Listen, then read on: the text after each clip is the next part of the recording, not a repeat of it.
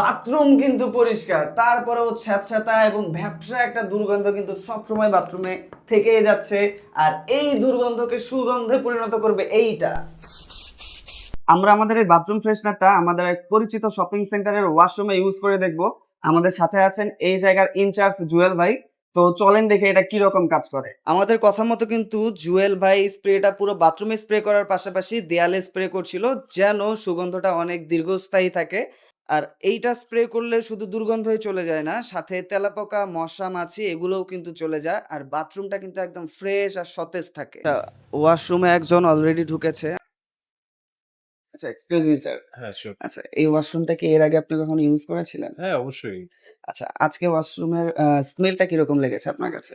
আজকে ওয়াশরুমের স্মেলটা খুব ডিফারেন্ট ছিল। আমি তো নরমালি যখন ইউজ করি একটা ন্যাপথলিনের একটা স্মেল থাকে। কিন্তু আজকের একটু রিফ্রেশিং ছিল। একটু মনে হচ্ছিল যে একটু অন্যরকম আরকি। আচ্ছা, খুবই আচ্ছা। রিফ্রেশিং। আচ্ছা, ওয়াশরুমে কিন্তু আজকে আমরা এই যে এই বাথরুম ফ্রেশনারটা ইউজ করেছি। এই হচ্ছে সেই প্রোডাক্ট যেটা ইউজ করার পরে এই ওয়াশরুমটা একদম পুরো ফিলটাই চেঞ্জ হয়ে গেছে। আপনি আচ্ছা, আচ্ছা। যেরকম বললেন আরকি। এটা খুবই রিফ্রেশিং। আমি চেষ্টা করব ব্যক্তিগতভাবেও এটা আমার ওয়াশরুমের জন্য থ্যাংক যদি you, thank you sir, thank you sir. তো জুয়েল ভাই আপনার কেমন লাগছে ফ্লেভারটা? আমাদের ভালো লাগছে, মিষ্টি।